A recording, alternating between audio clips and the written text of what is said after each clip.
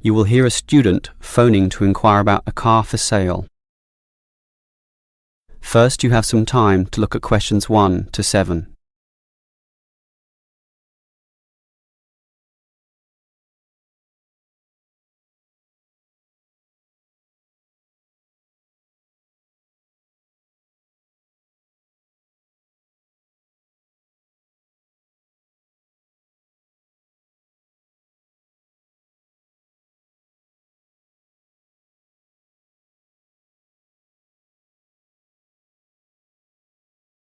Now we shall begin.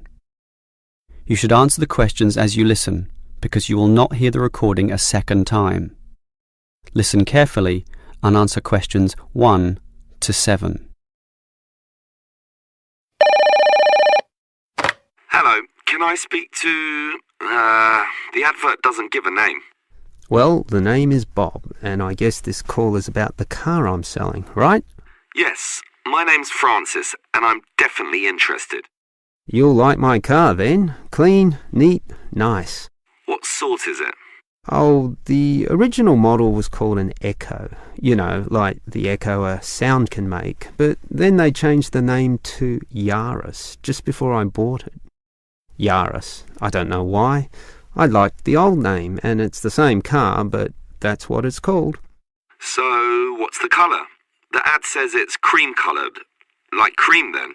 Yeah, well, it's more of a yellow colour, actually. Not cream? No, I don't know why I said that. It's like a canary, and small like one, too. So, what about the power? How many cylinders does it have? 4 or 6? My brother has a 6-cylinder car and says it's very powerful. Well, this one's 4 only, but I find it fine for city driving. As long as you don't intend to drive this car interstate or across the country, it does the job fine. That's okay. I just want the car basically for commuting to work and maybe some weekend trips. Is it 2-door or 4-door? I suppose it's not 4-door. The car's too small for that, right? Right, just 2 doors, as you say. The front seat bends forward to allow entry into the rear. That's fine by me. This car is just for my girlfriend and I anyway. What about accessories? Radio, CD player, anything else? Does it have an air conditioner? Well, no, it doesn't, but I don't find that a problem. I just open the window. I mean, if you really want, you can pay to have an AC installed. Basically, the only additional feature this car has is a radio, but it's still a great deal. That depends on the price. You say you want $12,800, right? Yep, about that. Well, obviously you expect the price to be reduced to an even figure, right? Well, I don't know. $12,000. $12,500, maybe. If you can lower it a bit, I'll come and have a look, okay? Okay. Let's say $12,400, but I won't lower it any more than that. Certainly not to $12,000. Well, if I can get that better price, I may come over this afternoon. But what year is this car? How old is it? My brother's got a 12-year-old car and it's showing problems. Well, my car was brand new only 3 years ago, but it still looks like it's only been 1 year on the road. Okay, that sounds good. Before you hear the rest of the conversation, you have some time to look at questions 8 to 10.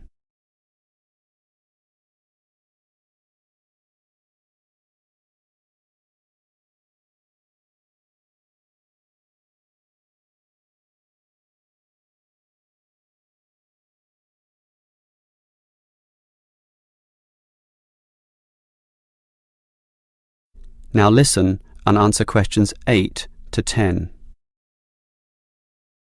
Can I just ask a few more general questions about this car you're selling? Sure. Can you just tell me why you think it's such a good deal? Of course, I won't necessarily believe you, but just tell me what you think. You can believe me. I honestly think this is a nice car, well worth buying at the price I'm asking.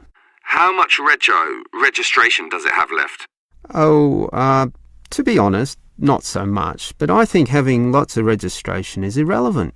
It's the car you're paying for, the quality and advantages of the engine itself. Well, what about that then?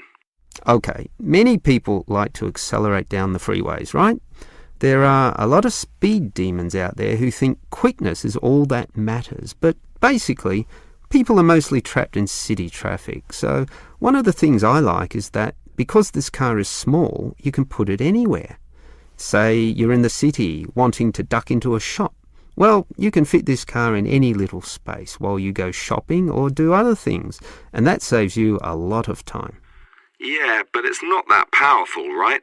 Oh, sure, the feel of a smoothly purring six-cylinder engine attracts many people, but I compare my car to those small football players with the tight turning circles, those who can run rings around the larger players. This car is like that. It can turn this way and that way, dodge here, duck in there, sneak around corners, squeeze ahead and grab a position. That's also very useful when travelling in city traffic. Okay, I'll think about it. Sure, think about it, but all these advantages are sound and appeal to other buyers as well. No one holds the same car forever, so you can say exactly the same things that I just said when you want to sell the car. That will make it very easy for you to pass this car on to the next buyer. Yeah, maybe you're right. That is the end of part 1. You now have half a minute to check your answers.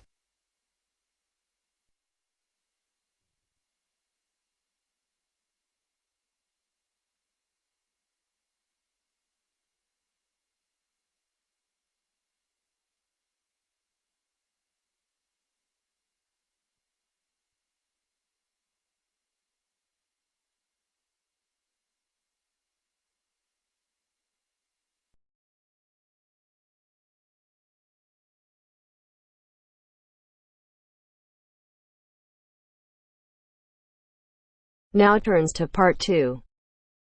Part 2. You will hear an accommodation officer telling students about different halls of residence. You now have 30 seconds to read questions 11 to 15.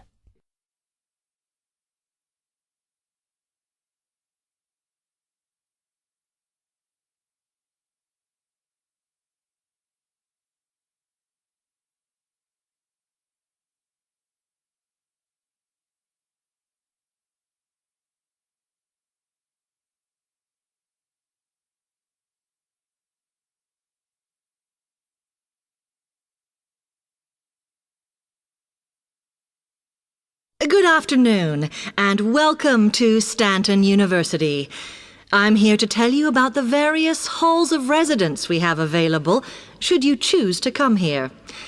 We aim to offer accommodation in halls to all first-year students, and you'll find there's a good variety to choose from. First of all, there's Brown Hall, which, as you'll see, is not the most modern of buildings, but it is very popular with some students. It's got a good sense of community, some nice refurbished kitchens, and unlike the other halls, it has recently had a gym built in its basement. Another option is Blake Residence, which is built like a large house, and so everybody cooks and eats together. It has its own sectioned-off bit of private garden and is even more peaceful because this is an all-girls residence. Although, of course, boys are allowed to visit the hall and, I understand, frequently take part in cooking dinner. The largest hall we have is Queen's Building, and this has been upgraded recently. The original parking area has been built on so that the hall now has a large common room, and each bedroom now has its own shower room, which many students regard as a real bonus. A further option is the Parkway Flats, which won an award for design in its day. And this building now has a preservation order on it. This has meant that only a limited amount could be done to upgrade it, and the surrounding area is important, so parking is not permitted around the flats. However, the flats do have many extra facilities, such as a special computer room, a small library, and a self-service restaurant. The cost of breakfast, lunch and dinner is covered in the fees for this hall, so it does look a bit more expensive. The last residence we can offer you is Temple Rise, which again is slightly more expensive than other halls as the rooms are larger. This has got very lovely views across to the coast, and this more than compensates for the fact that bathrooms here are shared between 6 students. However, the hall has domestic staff who clean the rooms once a week, so this is perhaps an attractive option for the messier amongst you. You now have 30 seconds to read questions 16 to 20.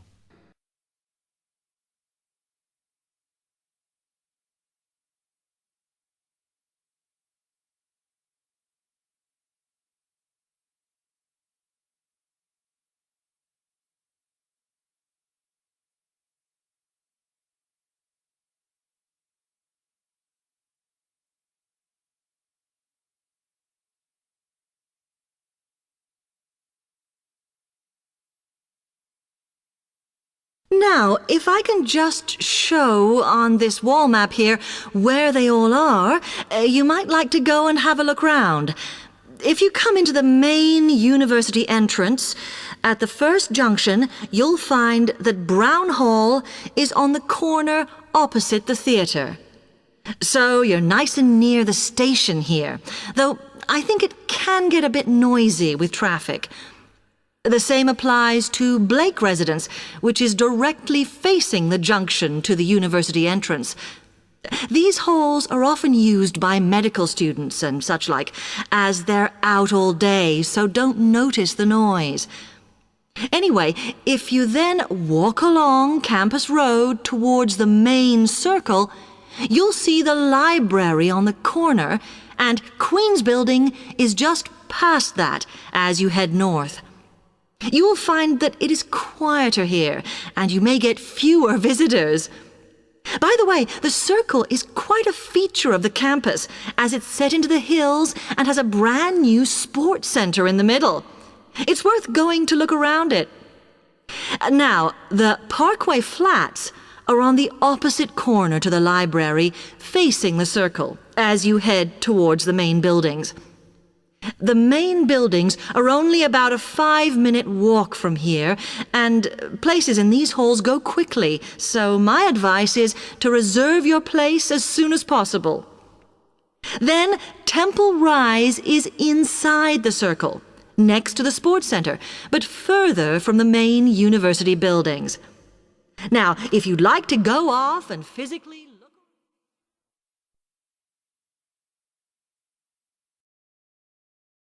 That is the end of part 2. You now have half a minute to check your answers.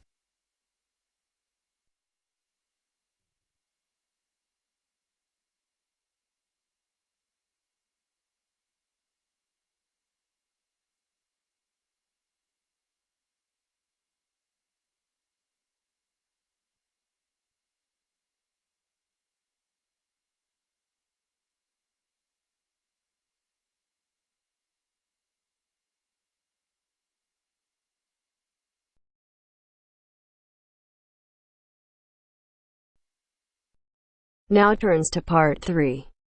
Part 3. You will hear a conversation about tea between an expert and a reporter. You have 30 seconds to look at questions 21 to 24.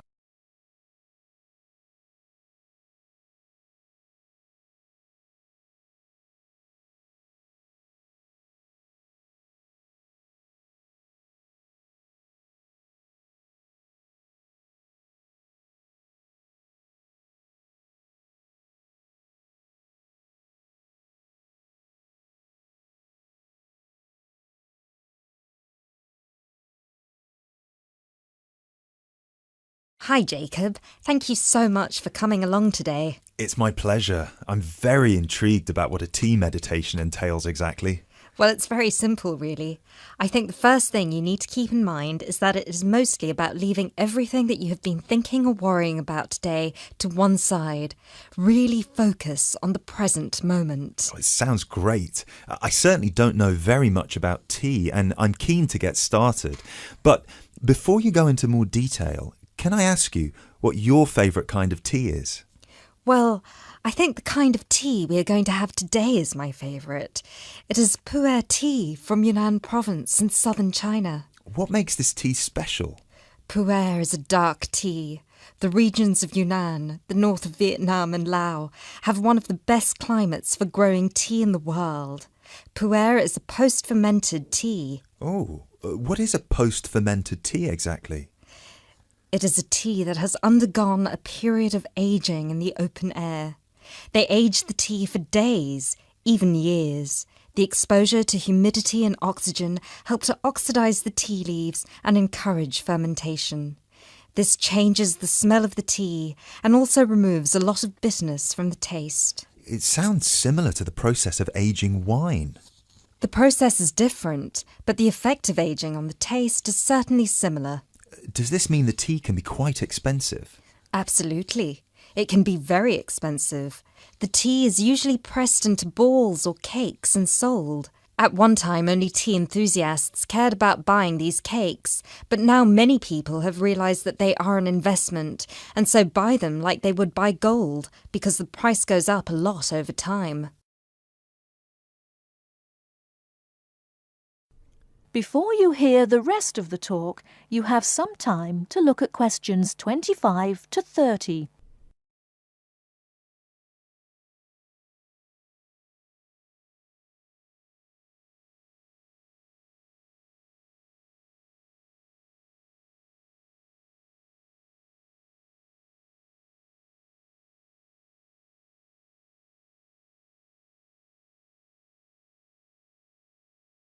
Now listen and answer questions 25 to 30.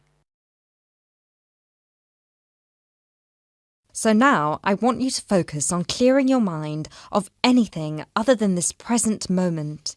Let go of any concerns. OK, one slight problem. I will need to record our conversation, and I will need to take notes for the article. I plan to write about this for my newspaper. Is that OK? Oh yes, of course. Whatever you need. Thank you. I'll try to keep my notes to a minimum. Good. So, where was I? Oh yes, I think very few people really appreciate the complexity and variety of tea that exists in the world. Right. Most people are maybe like me and just use tea bags. Exactly. And with a tea bag, the tea is trapped inside and cannot move around freely. You can really taste the difference drinking a brewed tea that was free to move around through all the water. So, do you ever use tea bags? Never.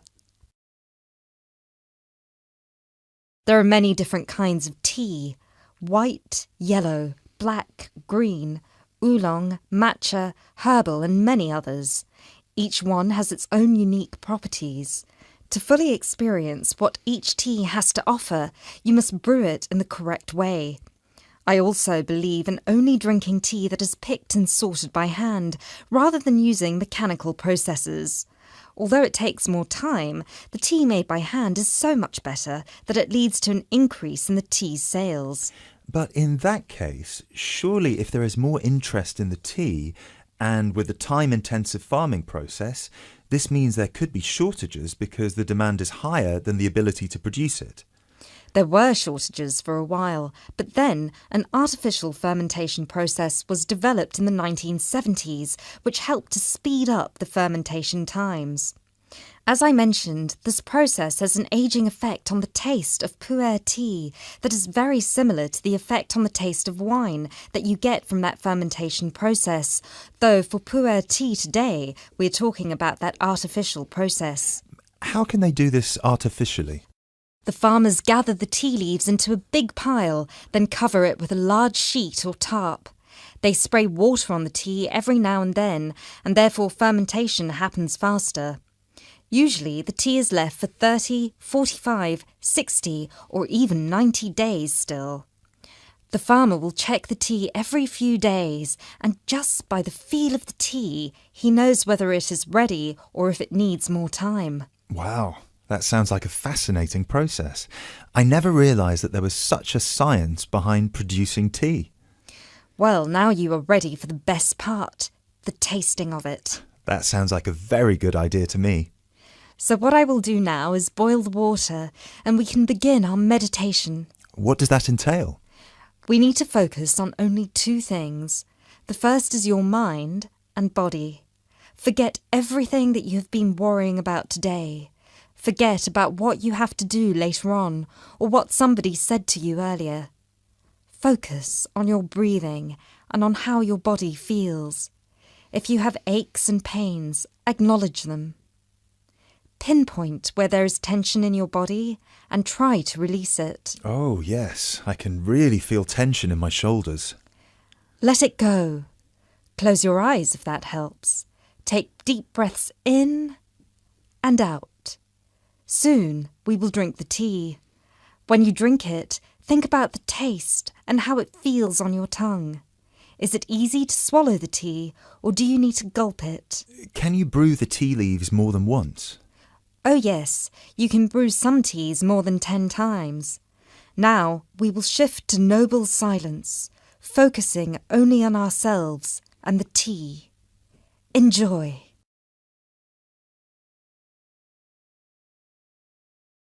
That is the end of part 3. You now have half a minute to check your answers.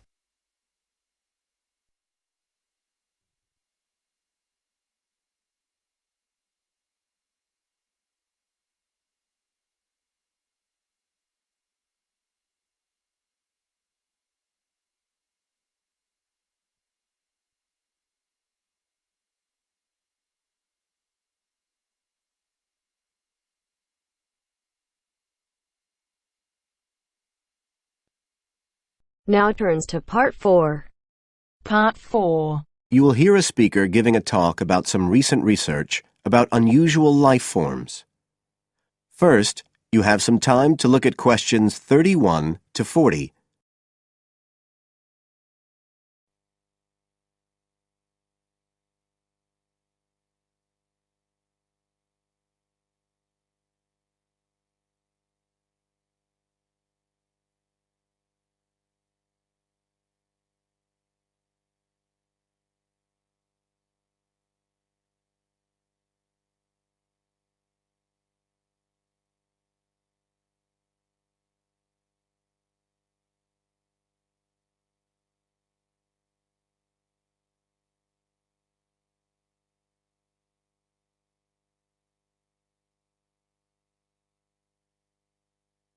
Now listen carefully and answer questions 31 to 40.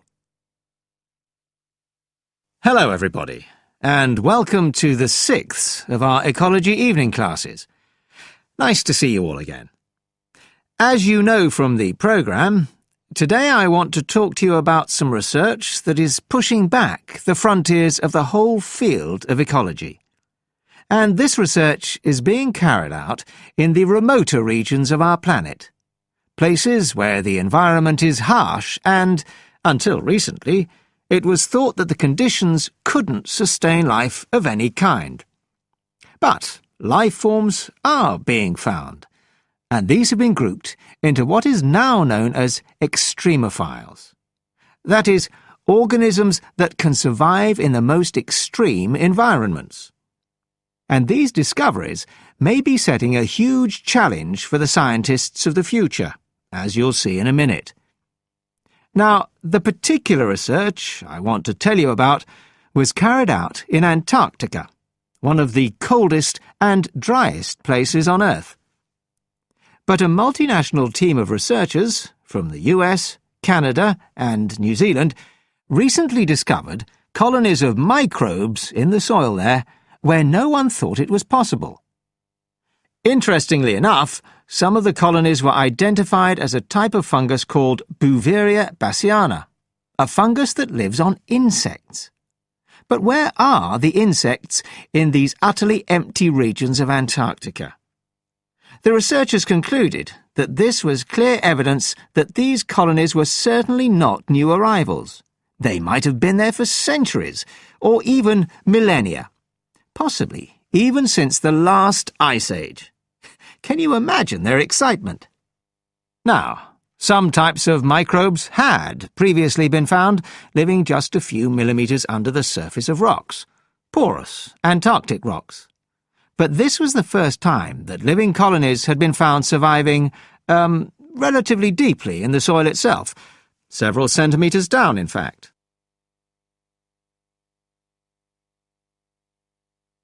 So, the big question is, how can these colonies survive there? Well, we know that the organisms living very near the rock's surface can still be warmed by the sun, so they can survive in their own microclimate. And this keeps them from freezing during the day. But this isn't the case for the colonies that are hidden under the soil. In their research paper, this team suggested that the very high amounts of salt in the soil might be the clue, because this is what is preventing essential water from freezing. The team found that the salt concentration increased the deeper down they went in the soil. But while they had expected the number of organisms to be fewer down there, they actually found the opposite. In soil that had as much as 3,000 parts of salt per million, relatively high numbers of microbes were present, which seems incredible. But the point is that at those levels of salt, the temperature could drop to minus 56 degrees before frost would cause any damage to the organisms. This relationship between microbes and salt, at temperatures way below the normal freezing point of water, is a really significant breakthrough. As you all know, life is dependent on the availability of water in liquid form, and the role of salt at very low temperatures could be the key to survival in these kinds of conditions. Now, the process at work here is called supercooling, and that's usually written as one word, but it isn't really understood as yet, so there's a lot more for researchers to work on. However, the fact that this process occurs naturally in Antarctica may suggest that it might occur in other places with similar conditions, including on our neighbouring planet, Mars. So, you can start to see the wider implications of this kind of research. In short, it appears to support the growing belief that extraterrestrial life might be able to survive the dry, cold conditions on other planets after all. Not only does this research produce evidence that life is possible there, it's also informing scientists of the locations where it might be found. So all of this might have great significance for future unmanned space missions. One specialist on Mars confirms the importance of the That is the end of part 4. You now have half a minute to check your answers.